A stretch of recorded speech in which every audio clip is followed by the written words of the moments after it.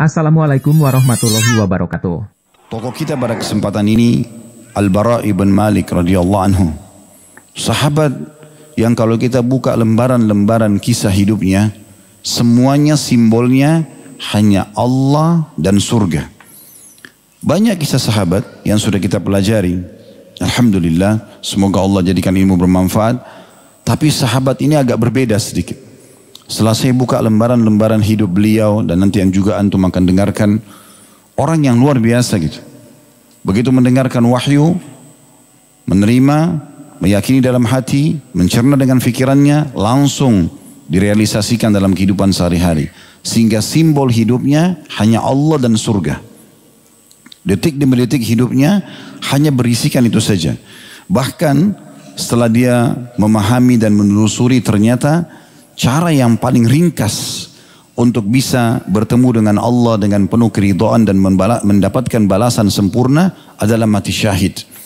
Sehingga hidupnya adalah dari perang ke perang, dari jihad ke jihad, dan semua tujuannya adalah untuk meraih kematian saja. Jadi kita bisa bayangkan bagaimana kalau seseorang itu targetnya masuk di medan perang mati. Maka dia tidak peduli lagi. Sudah tidak rasa takut. Dia tidak peduli di hadapan dia seorang kesatria kah, pasukan besar kah, senjatanya mutakhir kah. Intinya saya masuk dan untuk mendapatkan mati syahid saya harus dibunuh oleh orang-orang ini. Maka dia pun mengejar itu. Dia menanamkan dalam dirinya mencintai kematian agar bisa bertemu dengan Allah sebagaimana orang-orang kafir mencintai kehidupan. Oleh karena itu sangat berbeda, jauh sekali antara prinsip seorang muslim kalau kita lihat kehidupan beliau ini dan juga banyak sahabat-sahabat Nabi yang lain, para tabi'in, tabi'in yang mengikuti jejak mereka. Maka mereka luar biasa, tidak pernah peduli dengan urusan dunia ini kecuali hanya kebutuhan semata, itu pun untuk ditunggangi agar mendapatkan yang terbaik di akhirat sana. Jadi tokoh ini luar biasa. Lembaran-lembaran hidupnya kita akan lihat hanya penuh dengan peperangan. Penuh dengan bagaimana menyebarkan agama Allah subhanahu wa ta'ala. Tapi diikuti dengan ilmu yang benar. Ketulusan yang murni. Dan juga betul-betul kesatria, keberanian yang luar biasa. Dipenuhi dengan keterampilan perang. Ya. Jadi semuanya berkumpul. Antara ilmu dan keterampilannya. Antara keikhlasan juga ya. Dalam mengerjakan perintah ini sehingga tidak ada riya, tidak ada sombong, tidak ada menganggap remeh orang lain. Sehingga sempurna pahala ibadah-ibadah yang dia kerjakan terutama jihad. Dan puncaknya Allah subhanahu wa ta'ala memberikan dua karunia besar bagi Al-Bara' bin Malik radhiyallahu anhu.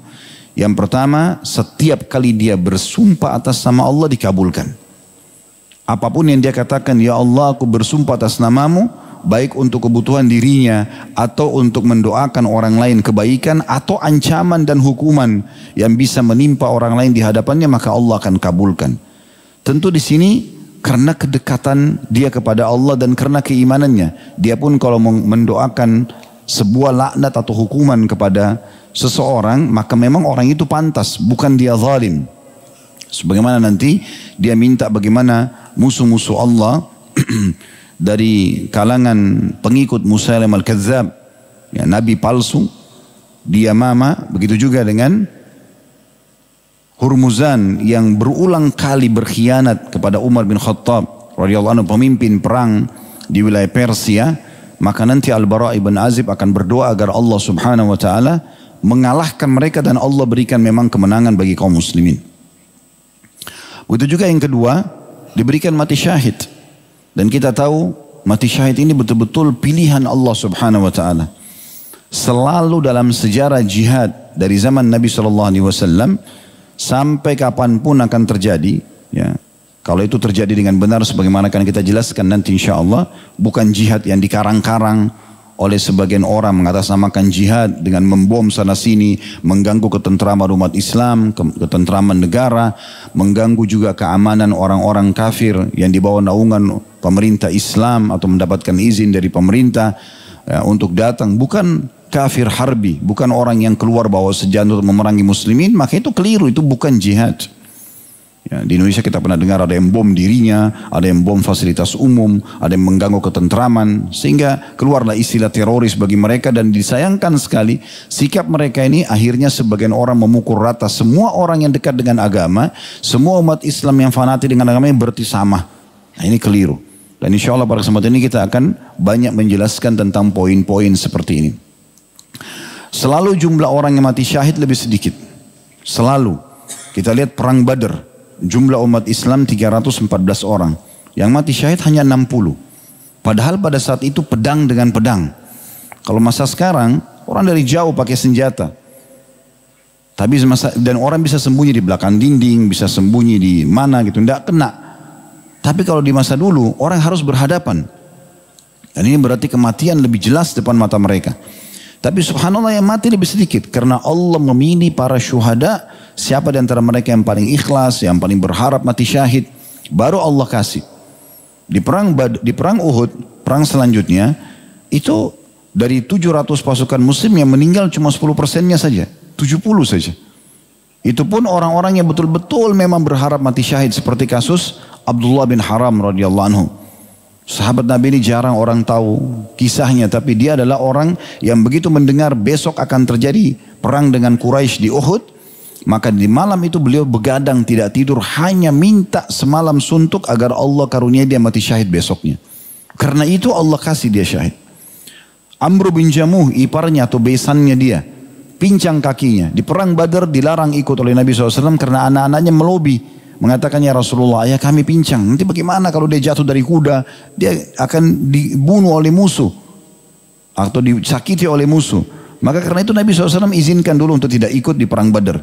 Waktu di perang Uhud dia mengatakan, ya Rasulullah, apakah pincang kakiku menghalangiku masuk ke dalam surga ya Rasulullah? Apakah karena pincang aku tidak bisa mati syahid masuk surga? Izinkan ya Rasulullah. Maka Nabi SAW izinkan. Dan juga termasuk mati syahid pada perang Uhud. Hamzah radhiyallahu anhu yang memang selalu menyerang musuh dengan tujuan untuk mati syahid. Juga sama. Allah SWT berikan. Perang setelahnya perang Khandaq. Dihitung jari. Bahkan mungkin tidak ada korban dari kalangan muslimin. Pembebasan kota Mekah. Ya, itu juga sama. Tidak ada korban dari kalangan muslimin. Gitu kan. Selanjutnya perang Hunain. Ada korban tapi tidak seberapa. Dibandingkan dengan korban musuh. Ya, pada saat itu yang luka-luka parah dari suku Aslam yang bersama dengan Khalid bin Walid turun di lembah Hunain, mereka yang luka-luka dan ada sebagian mereka korban. Tapi itu tidak banyak jumlahnya dibandingkan musuh yang hampir 30.000 pasukan pada saat itu, mereka banyak sekali korban dan juga menjadi harta rampasan perang atau jadi ganimah. Jadi begitulah terus selalu orang-orang yang mati syahid itu luar biasa, adalah orang-orang memang yang paling tulus mengharapkan itu dan kemudian Allah SWT berikan. Ada satu poin saya ingin berbagi di sini. Bagaimana caranya menepis rasa takut untuk menghadapi kematian? Yang pertama, ikhwan dan akhwat sekalian, mati pasti datang. Antum lagi diranjang, lagi duduk, lagi sehat, atau lagi di medan perang, lagi tidur, lagi apa saja, kalau dia datang, akan datang pada saat itu. Artinya kita memang tidak bisa menghindar. Dan mati itu cuma satu, menghadapi sakaratil maut saja. Jadi orang yang misalnya di medan perang itu ditebas lehernya, dipotong tangannya, misalnya ditusuk perutnya, dia nggak rasakan lagi itu. Yang dia lihat hanya malaikat maut cabut ruhnya. Dan konsepnya sederhana dalam hadis Bukhari. Kata Nabi SAW, kalau orang mukmin ruhnya akan keluar lebih mudah daripada air yang keluar dari mulut kendi. Kalau dia orang kafir, maka ruhnya akan berserakan di tubuhnya tidak mau keluar sampai malaikat maut menarik dengan keras. Ibaratnya seperti bulu domba yang basah, dililitkan di pohon berduri lalu ditarik dengan keras sehingga berantakanlah bulu domba tersebut. Hanya itu saja. Jadi saya sering kasih contoh ini. Kalau orang ditabrak kereta api kepalanya hancur. Orang yang meledak di atas pesawat. Orang yang tenggelam di lautan dimakan habis tubuhnya oleh ikan-ikan. Tetap aja. Sama orang yang mati di atas ranjang. Satu kematian. Mereka menghadapi sakaratil maut. Orang beriman akan mudah. Orang kafir atau orang banyak dosanya akan sulit. Begitu aja poinnya. Jadi tidak ada hubungannya dengan mati kita itu. Ini sangat difahami oleh para salafus saleh dulu. Sehingga mereka tidak pernah takut. Termasuk tokoh kita ini. Mereka tidak peduli. Karena bagi mereka itu tidak dipikirkan lagi sakitnya. Bahkan Nabi SAW memotivasi dengan luar biasa untuk semua umatnya. Dan ini berlaku sampai umat Islam terakhir nanti menjelang hari kiamat. Kata beliau, tidak ada orang yang meninggal dunia berharap kembali lagi kecuali orang yang mati syahid. Mereka berharap kembali untuk apa? Untuk kumpul sama keluarganya, untuk kembali lagi ke kebun-kebun kurmahnya misalnya, tidak. Kembali hanya untuk supaya ditusuk lagi oleh musuh, prosesi kematiannya itu baru mereka mati lagi. Mereka menikmati itu.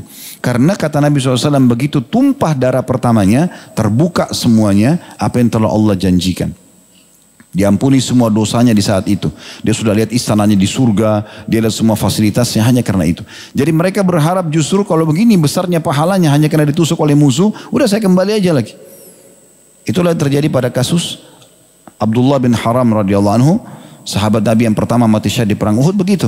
Kata Nabi SAW kepadanya Jabir radhiyallahu anhu yang sering meriwayatkan hadis. Kalau antum sering baca dari Jabir bin Abdillah. Abdillah ini ayahnya beliau. Ini orang luar biasa ini, harus selalu dikenang dan dijadikan idola. Karena kata Nabi SAW, wahai Jabir, apa kau tahu apa kejadian, apa beritanya ayahmu? Dia mengatakan tidak ya Rasulullah. Kata Nabi SAW, semua orang yang mati syahid diajak bicara oleh Allah dari belakang hijab, kecuali ayahmu. Berbicara secara langsung. Dan Allah berfirman kepada ayahmu, hai hambaku mintalah. Hanya karena ditusuk oleh musuh, mati syahid, hitungan detik. Lalu kemudian Allah mengatakan mintalah wahai hambaku. Setelah dia lihat semua surga yang dijanjikan, dia selamat dari api neraka, berapa banyak rezeki yang dia dapatkan hanya karena terbunuh di jalan Allah karena ikhlasnya. Dan dengan ikhlas tentunya, maka dia mengatakan, saya mau apa lagi ya Allah? Setelah engkau selamatkan dari api neraka, engkau masukkan dalam surga. Tapi kata Nabi SAW, karena Allah terus mengatakan pada dia, minta wahai hambaku. Maka ayahmu hanya mengatakan, ya Allah, kalau emang harus aku minta, kembalikan aku lagi di dunia supaya aku terbunuh lagi. Prosesi kematiannya itu yang dikejar. Kenapa? Karena mereka faham. Gak ada lagi rasanya tusukan pisau itu, tebasan pedang, gak ada lagi rasa itu. Mereka hanya merasakan malaikat maut mencabut ruhnya hitungan detik selesai. Dan semuanya akan didapatkan apa yang telah dijanjikan oleh Allah Subhanahu wa ta'ala. Ini poin yang luar biasa yang harus kita fahami teman-teman sekalian ya. Tapi juga harus berada dalam kontrol yang benar. Jangan karena seperti sekarang banyak anak muda kita, tadi saya katakan, saya singgung sedikit dan saya ulangi lagi. Karena dimotivasi dengan keutamaan jihad, keutamaan mati syahid. Lalu karena sudah terbakar semangatnya, kemudian ditunggangi oleh orang-orang yang salah ini. Nah kalau begitu semua orang kafir yang ada di Indonesia bunuh aja. Ini kan jadi salah. Motivasinya benar tentang masalah keutamaan syahid, tapi ditempatkan pada tempat yang salah. Terjadilah bom di Bali, terjadilah bom di Jakarta, terjadilah di sana sini bom bunuh diri dengan alasan itu mati syahid. Dari mana ini? Nah kebetulan sekali subhanallah bahasan kita tentang Al-Bara' ibn Malik ini yang sering dijadikan dalil oleh mereka. Buktinya boleh orang jerumuskan dirinya pada kematian. Karena Al-Bara' ibn Malik minta agar dilempar ke dalam benteng musuh, berarti dia juga bunuh diri. Ini beda sekali. Al-Bara' ibn Malik waktu dilempar ke dalam benteng musuh nggak mati. Nanti kita dengar kisahnya. Beliau diangkat di perisai para sahabat dikumpul satu sama yang lain, dibuat bundaran. Nah Al-Bara' ibn Malik jadi naik ke atas, kemudian perisai itu diangkat dengan tombak supaya dia bisa naik ke benteng musuh. Nanti dia melawan musuh-musuh tersebut, lalu dia buka pintu gerbangnya. Di situ beliau tidak meninggal. Mereka berhujah Al-Bara' ibn Malik melempar dirinya pada kebinasaan sehingga boleh orang bunuh diri. Dari mana ini? Salah sekali pamannya. Pertama terbantahkan dengan sangat jelas Al-Bara' bin Malik radhiyallahu anhu tidak mati dengan proses pelemparan itu. Bahkan beliau berhasil membunuh musuh-musuhnya dan membuka pintu gerbang sehingga muslimin memenangkan peperangan. Nanti akan kita sampaikan kisah bagaimana beliau lakukan itu di Yamama pada saat menghadapi pasukan Musailamah Kadzdzab, dan juga nanti di Tustur di wilayah terakhir kekuatan orang-orang Persia di masa Umar radhiyallahu anhu, dan akhirnya Hurmuzan ketangkap dan dia masuk Islam. Pimpin orang-orang Persia di kota Madinah, nanti dibawa di Madinah. Jadi ini bukan dalil, ini keliru. Dan 2 kali Al-Bara' bin Azib lakukan itu, di 2 lokasi ini dua-duanya berhasil menutup pintu gerbang, tidak mati. Tapi kalau orang pasang bom, dia ledakkan berarti pasti mati kan? Bunuh diri namanya itu. Jadi jangan sampai motivasi tentang jihad ya yang benar, karena keutamaan mati syahid, keutamaan jihad nanti akan kita sebutkan sebagiannya insya Allah. Karena kalau kita ingin bahas ini bab panjang gitu. Jangan itu ditunggangi dengan salah aplikasi di lapangan. Nanti juga kita akan jelaskan kapan jihad itu dikumandangkan. Yang mana jihad yang benar gitu. Jangan semua kata jihad lalu disalahgunakan ini. Nah, ini poin. Ya. Umat Islam itu umat yang tidak suka dengan pembunuhan. Tidak suka dengan peperangan. Garis bawahi dulu itu. Makanya Nabi SAW waktu menyerang Khaybar itu sudah dapat berita wahyu kalau Nabi SAW dan muslimin akan menguasai Khaybar. 9 benteng Yahudi dan semua wilayah Khaybar takluk dengan muslimin dari masa itu sampai sekarang. Tapi Nabi SAW ikhtiar mengajak sahabat kurang lebih 1.400 orang yang hadir di Baiat Ridwan kemudian pergi ke Khaybar. Itu pun pada saat sahabat tiba di sana melihat benteng Yahudi, mereka semua takbir Allahu Akbar dengan suara keras, Allahu Akbar. Karena mereka semangatnya tahu kalau ini benteng yang sudah dijanjikan kita akan menang. Kita akan kalahkan, di sini akan tegak agama Allah. Apa kata Nabi SAW? Kecilkan suara kalian. Karena yang sedang kalian seru, panggil, itu tidak tuli. Gak usah Allahu Akbar. Allahu Akbar, ya semangat. Iya, bakar semangatnya, tapi jangan berlebihan. Lalu apa kata Nabi SAW? Jangan pernah berharap bertemu musuh. Kalau musuh dengar kita datang, mereka lari itu lebih bagus. Karena Islam bukan targetnya main berantas saja, main bunuh orang, enggak, bukan. Jangan pernah berharap bertemu musuh, ya. Berharap musuh dengar pergi ketakutan, oke selesai, mereka terima Islam, itu tujuannya. Tapi kalau kalian sedang berhadapan, kokohkan kaki kalian, tidak boleh jadi pengecut. Salah satu dosa besar kalau musuh sudah bertemu dengan pasukan muslimin kita lari, itu dosa besar, nggak boleh, bahkan masuk dalam tujuan. Nah, ini poin-poin penting yang harus kita garis bawahi tentunya, ya. Baik, kita akan masuk teman-teman sekalian mulai dengan nasab beliau seperti biasa. Dia adalah Al-Bara' ibn Malik bin An-Nadhr bin Damdam bin Zaid bin Haram bin Jundab, ya. Jadi Al-Bara' ibn Malik bin Nadhr bin Damdam bin Zaid bin Haram bin Jundab bin Amir bin Ghanam. Nah, Ghanam ini adalah sukunya beliau. Dari suku Ghanam bin Adi bin Najjar Al-Khazraj. Jadi beliau dari asli penduduk Madinah. Dari suku Khazraj. Ya, kalau masih ingat saya pernah jelaskan Ansar yang diberikan julukan Ansar, penduduk asli Madinah, maksudnya penolong Nabi SAW, terdiri dari 2 suku, Aus dan Khazraj. Nah, ini suku Khazraj beliau. Orang ini tentunya yang telah disebutkan oleh Nabi SAW dalam sabda beliau, nanti akan kita ulangi juga sabda ini, tapi saya langsung terjemahkan, nanti kita akan baca bahasa Arabnya insyaAllah pada saat kita jelaskan. Ini masih pembukaan setelah nasab beliau, untuk menguatkan kedudukan orang ini dan menjelaskan bagaimana posisinya. Kata Nabi SAW, banyak orang yang rambutnya kusut, berdebu, hanya memiliki 2 helai pakaian saja, hingga tidak diperhatikan oleh orang-orang sama sekali. Jadi kalau antum ketemu sama Al-Bara' bin Malik waktu itu, antum nilai siapa orang ini. Bajunya cuma 2 lembar di badan, penampilannya kusut sekali, gitu kan, lesu kelihatannya, penuh dengan debu. Kemudian kata Nabi SAW, namun seandainya ia memohon kepada Allah kutukan buat seseorang, pasti akan dikabulkan. Dan di antara mereka adalah Al-Bara' ibn Malik radhiyallahu anhum. Saya akan coba baca dulu apa yang ditulis oleh penulis di sini dari kisahnya seperti biasa.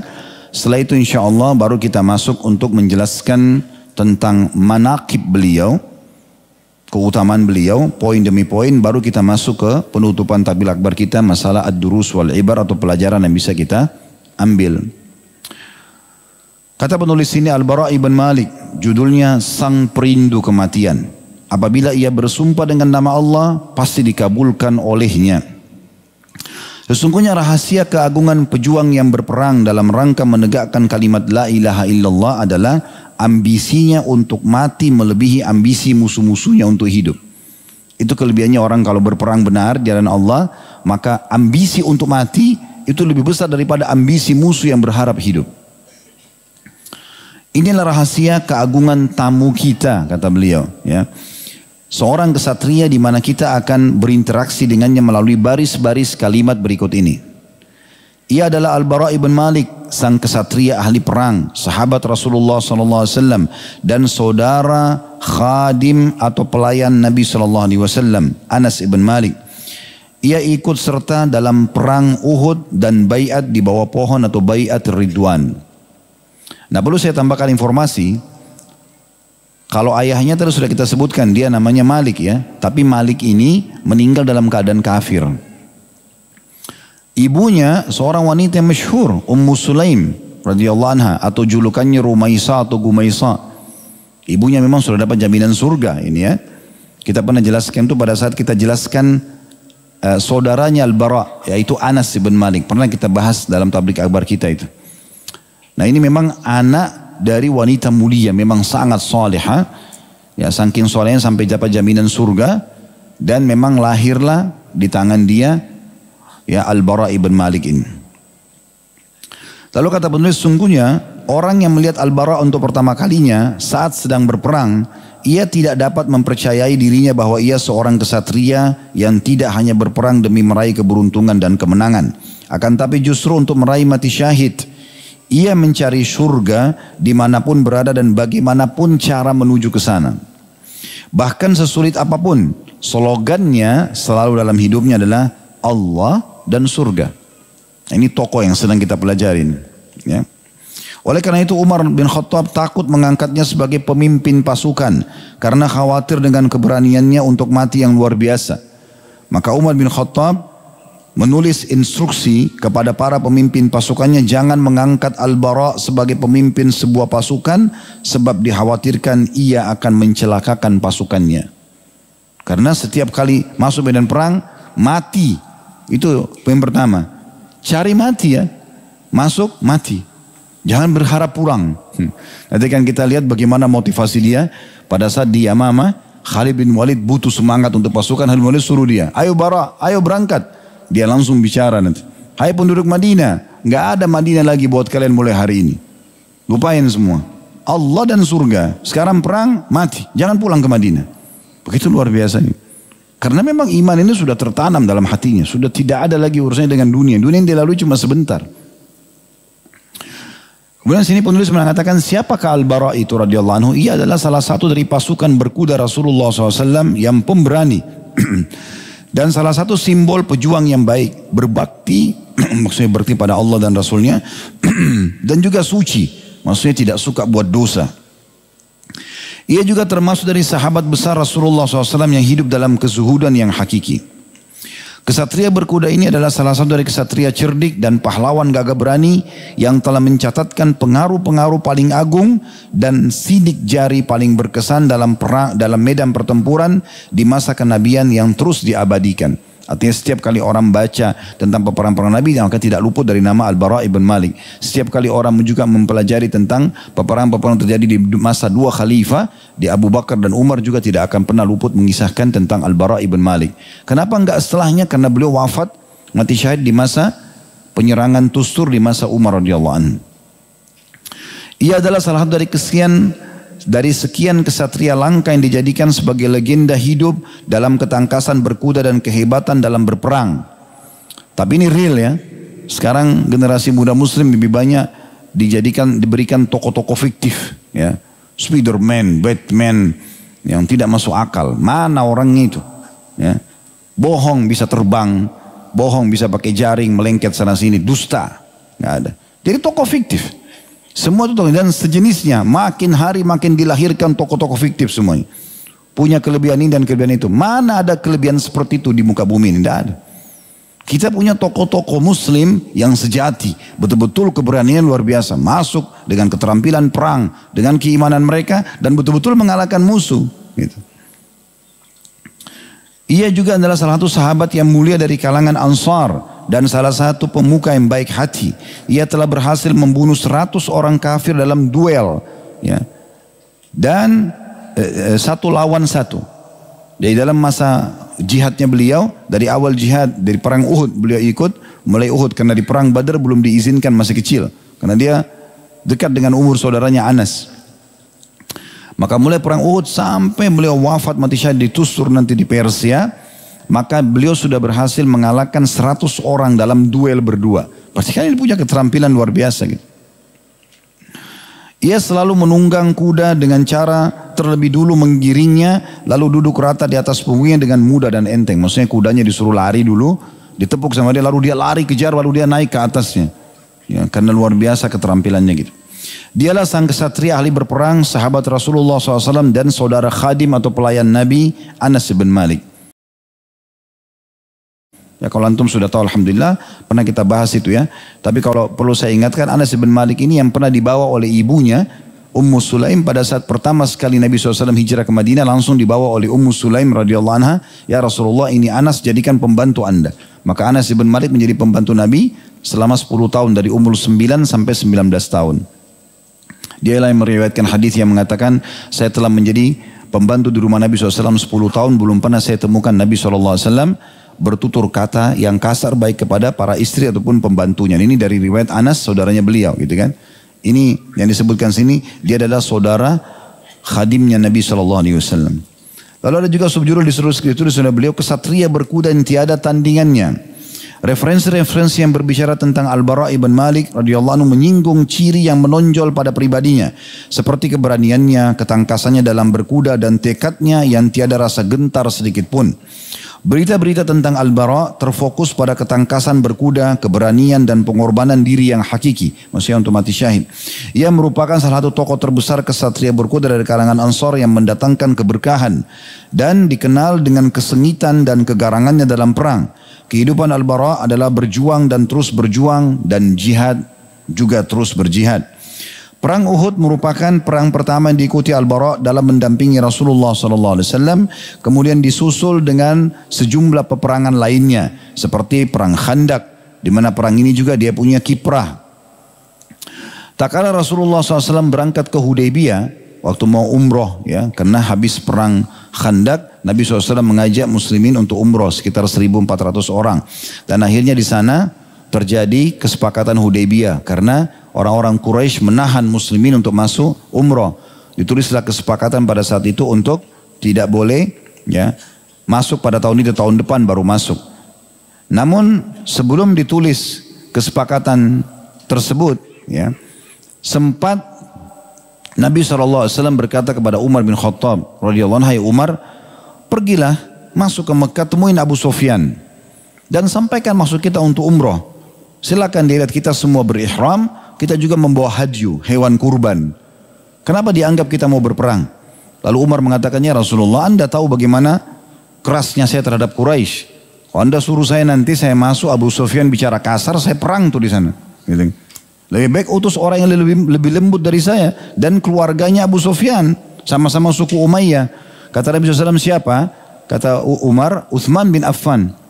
Kata Nabi SAW, baiklah, diutuslah Uthman. Rupanya Uthman untuk masuk ke Mekah karena sahabat dekatnya Abu Sufyan, satu suku, juga sama-sama tokoh Mekah.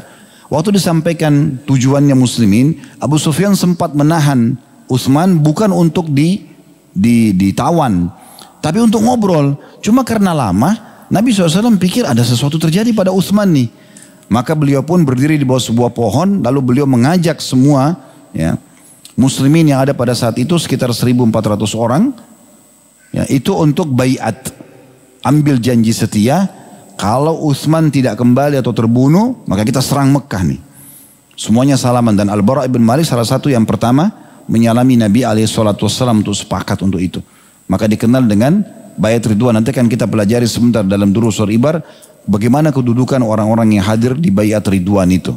Kurang lebih 1.400 orang. Jadi ini perselisih pendapat antara ulama hadis sejarah. 1.400 orang semuanya sahabat yang baiat atau 1.399. Kenapa? Karena ada satu ya, orang munafik yang ikut pada satu dalam buku-buku sejarah, dia tidak mau baiat. Pada saat orang semua sudah baiat, Nabi SAW mengatakan kalian semua akan masuk surga kecuali orang yang sembunyi di belakang unta merah itu.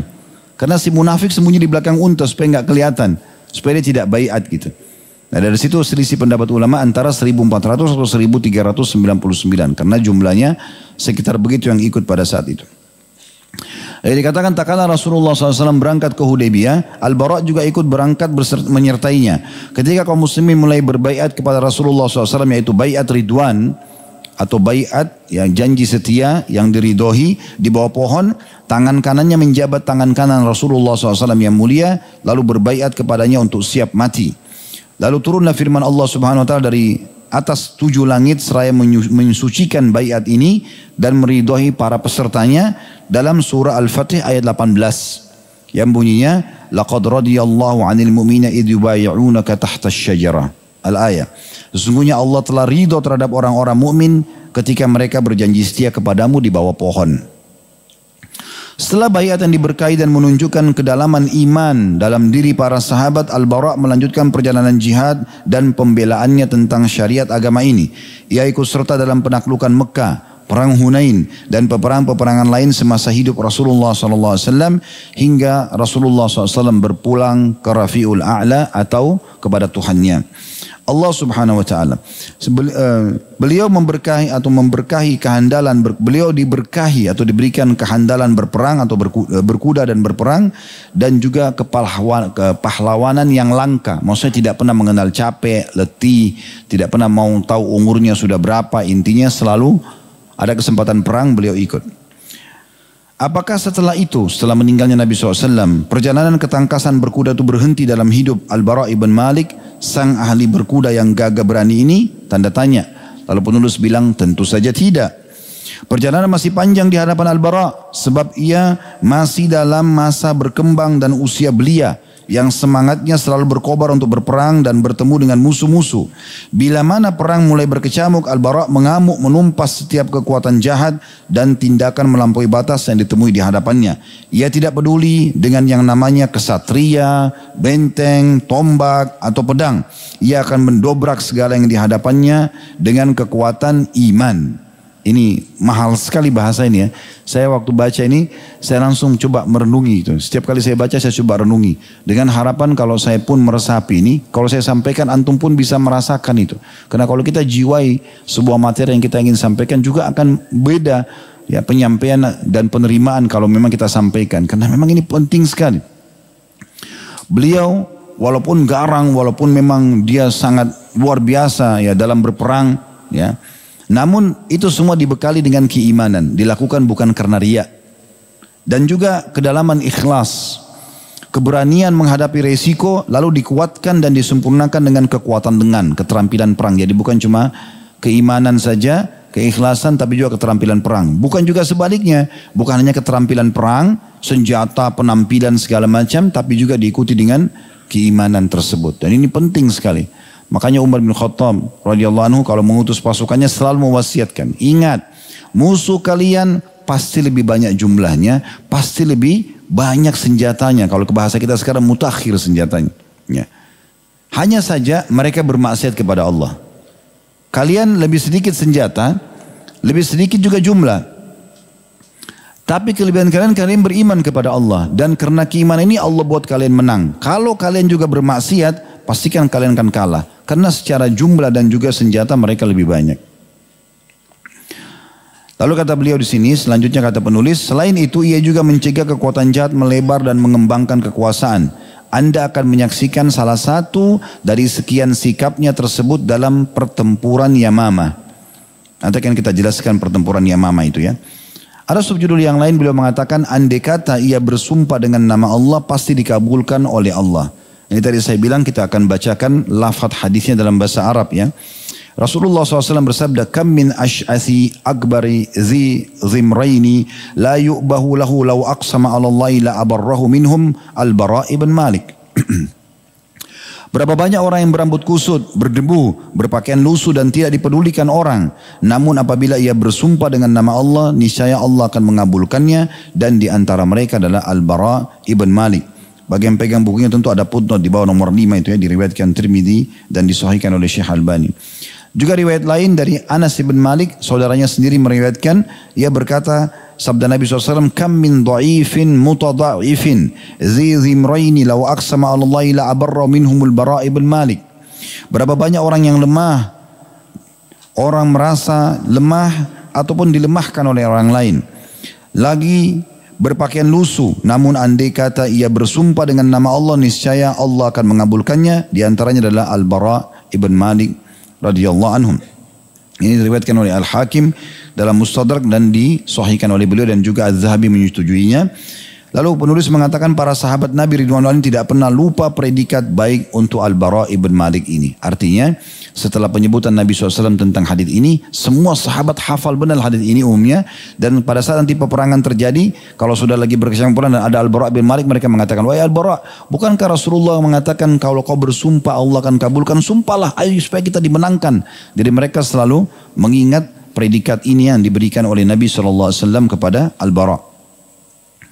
Lalu ada subjudul lain, lembaran-lembaran cahaya yang menyinari sepanjang masa. Ini kata penulis ya. Setelah Nabi SAW meninggal dunia, mulailah sejumlah kabilah Arab murtad dari Islam. Karena ada memang yang masuk Islam di masa Nabi SAW di akhir-akhir setelah penaklukan kota Mekah. Dan juga menangnya Nabi SAW di Hunain, suku Hawazim yang di Taif takluk juga. Yang itu merupakan dua ya, lokasi yang kekuatan umat orang Arab di Jazirah Arab ya. Mekah, Quraisy dan juga suku Hawazin. Dua-duanya takluk di tangan muslimin, dikalahkan oleh muslimin. Nah di saat itu banyak kabilah-kabilah Arab datang masuk Islam karena takut saja, bukan karena mau masuk Islam. Nah setelah Nabi SAW meninggal, banyak di antara mereka kembali murtad. Lalu datang berbagai fitnah dari segala penjuru dan hampir saja matahari Islam menghilang kalau saja Allah Subhanahu wa taala tidak berjanji menjaga agama ini. Maka bangkitlah Abu Bakar radhiyallahu anhu berdiri tegak menghadang fitnah. Dan benarlah perkataan orang yang telah mengatakan Allah Subhanahu wa taala telah menjaga Islam pada masa kemurtadan yaitu yaumur riddah. Maksudnya setelah Nabi SAW meninggal banyak yang murtad meninggalkan Islam. Itu dijaga dan dituntaskan oleh Abu Bakar radhiyallahu anhu. Dan masa percobaan yang dikenal dengan Yaum al-Mihnah. Ini maksudnya pada saat tersebar pendapat ya Mu'tazilah yang mengatakan atau kelompok yang mengaku kelompok Islam pada saat itu kalau Al-Quran itu adalah makhluk ya. Dan Imam Ahmad menyelamatkan umat Islam dengan tetap mengatakan Al-Quran adalah kalamullah. Al-Quran adalah perkataan dan bukan makhluk. Karena kalau orang katakan perkataan Allah makhluk berarti Allah juga akan jadi makhluk gitu kan. Maka beliau mempertahankan itu dikenal dengan Yaumul Mihnah melalui Imam Ahmad bin Hanbal rahimahullah. Kata penulis, Abu Bakar tegar laksana gunung dalam menghadapi fitnah yang hampir saja menghancurkan segala sesuatu tersebut tanpa pandang bulu. Abu Bakar mengerahkan panji-panji kepada para panglima perang muslim untuk menghancurkan fitnah dan juga mengembalikan manusia ke jalan Allah. Saya sedikit review. Di masa Abu Bakar, kita pernah bahas ini sahabat yang pertama di jilid pertama buku kita. Ini sudah jilid ketiga ya. Bagaimana pada semasa itu umat Islam sangat sedikit di Madinah. Tidak banyak. Bukan kayak kita sekarang Masya Allah sudah miliaran jumlahnya. Betul-betul sedikit dan umat Islam pusatnya di Madinah. Waktu Nabi SAW meninggal, mayoritas orang-orang Arab banyak murtad. Muncul nabi-nabi palsu. Nanti kita jelaskan tentang Al-Musailam Al-Kadzab yang karena ada hubungannya sama Al-Bara' ibn Malik. Tapi ada dua orang yang muncul, Musailam Al-Kadzab dan Aswad Al-Unsi. Musailam Al-Kadzab di Yamama dan Aswad Al-Unsi di Yaman. Gitu kan? Itu mengaku sebagai nabi dan pengikutnya banyak sekali. Maka pada masa itu, ya, Abu Bakar menyusun pasukan untuk menyerang mereka satu persatu. Tapi pasukan umat Islam sedikit. Cuma dengan keyakinan pasti Allah akan menangkan agamanya. Umar sendiri yang sangat tegas mengatakan, wahai Abu Bakar. Waktu Abu Bakar jadi khalifah. Kenapa kita tidak kirim da'i aja dulu ke mereka? Supaya ya kita dakwahi. Kata Abu Bakar, tidak. Saya akan memerangi siapapun yang menolak untuk membayar zakat. Ya, yang pernah mereka serahkan kepada Nabi SAW walaupun itu hanya tali kekangan domba saja. Maka Abu Bakar pun menyusun pasukan. Subhanallah, hikmahnya apa? Waktu pasukan keluar dari Madinah, di Madinah kosong. Cuma ada beberapa orang laki-laki, orang-orang tua, wanita. Tapi dengan keluar pasukan menyerang dan meredam fitnah-fitnah ini, orang-orang di luar pada bilang, pasti Madinah banyak pasukannya. Karena pasukan keluar. Gak mungkin Madinah dibiarkan kosong. Karena itu mereka tidak serang Madinah. Kuasa Allah SWT mendatangkan kemenangan bagi muslimin pada saat itu. Ibnu Ishaq berkata, ini seorang ahli sejarah, tak kala Rasulullah SAW wafat, bencana yang dialami kaum muslimin semakin menjadi-jadi. Dinukil dari Aisyah radhiyallahu anha, beliau mengatakan tak kala Rasulullah SAW wafat, banyak Arab-Arab atau bangsa Arab yang murtad. Lalu agama Yahudi dan Nasrani mulai berani unjuk gigi.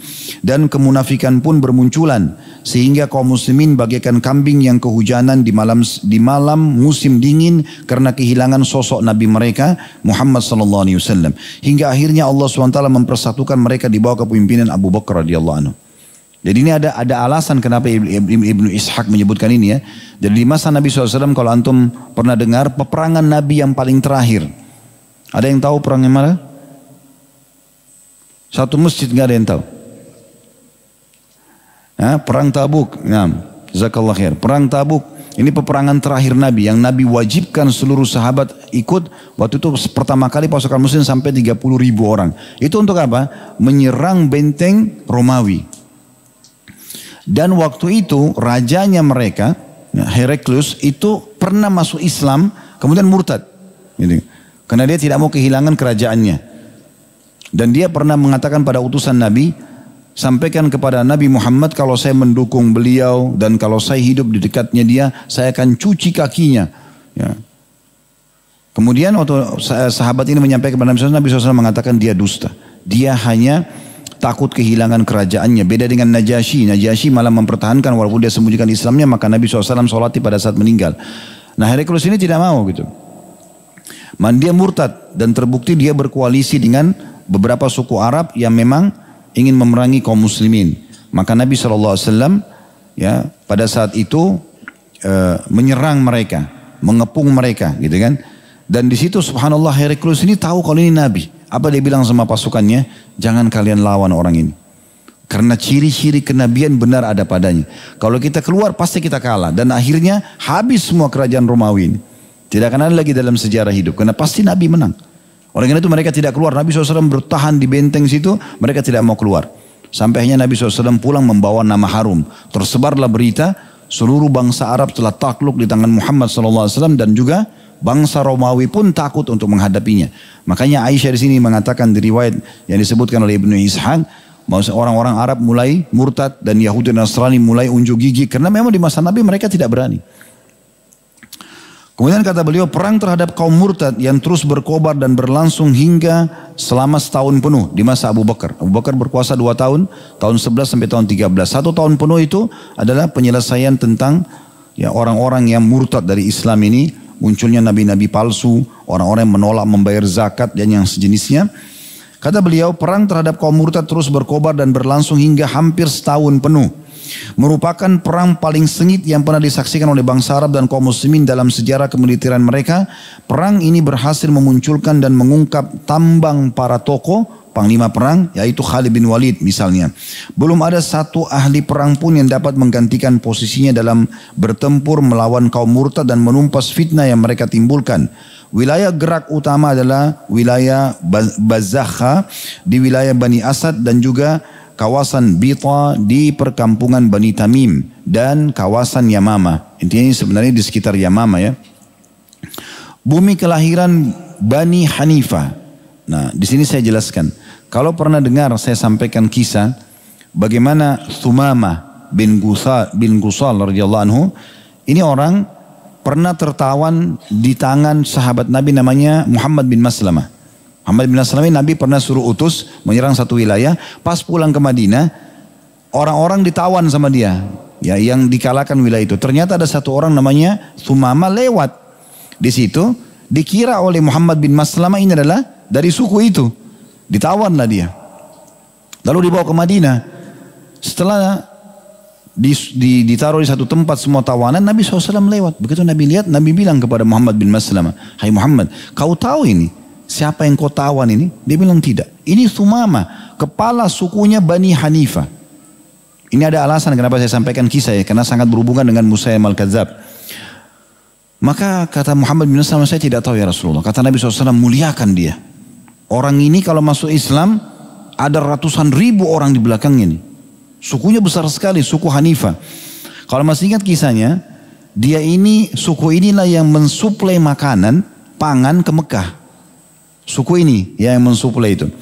Pada saat itu, setiap hari Nabi SAW menyuruh Thumamah ini ditaruh di dalam masjid, ditawan di masjid, diikat di situ, kemudian dia dengarkan tilawah ayat Al-Quran yang dibaca Nabi SAW di sholat subuh, sholat maghrib, sholat isya, yang dibaca oleh para sahabat di masjid. Supaya dia ngerti, supaya dia tersentuh, karena memang orang ini, orang Arab tahu apa yang dibacakan dalam ayat Al-Quran. Setiap kali Nabi SAW selalu datang, "Hai Thumamah, bagaimana pendapatmu tentang Islam?"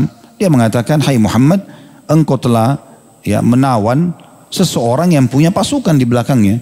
Dan ya juga orang yang kau tawan, orang yang tahu berterima kasih. Artinya kalau kau bebaskan aku akan balas kamu dengan baik. Tapi kalau engkau terus tawan aku, pasukanku akan datang menyerang Madinah. Nabi SAW biarkan aja. Terus kemudian ditanya lagi setelahnya. Setelah 3 hari ditanya, dan umumnya orang pada masa itu kalau sudah ditawan seperti ini, apalagi kepala suku, itu cuma ditawarin sukunya mau tebus yang mahal, atau kalau tidak dibunuh, supaya sukunya ketakutan.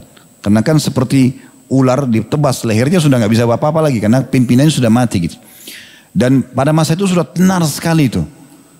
Si Sumama ini kaget dan ini penyebab dia masuk Islam radhiyallahu anhu, karena Nabi SAW setelah tawarkan di hari ketiga dan untuk bagaimana pendapat tentang Islam, dia tetap mengatakan, ya, engkau telah menawan orang yang punya kekuatan dan engkau juga menawan orang yang tahu berterima kasih. Maka Nabi SAW mengatakan, hai Sumama, pulanglah, aku telah memaafkanmu. Tidak diambil hartanya, tidak disakiti. Bahkan selama muamalah beberapa hari ditawan itu dikasih makanan, dikasih minuman. Dan Nabi SAW memang menyuruh para sahabat, bukan cuma Sumama, siapapun disuruh muliakan.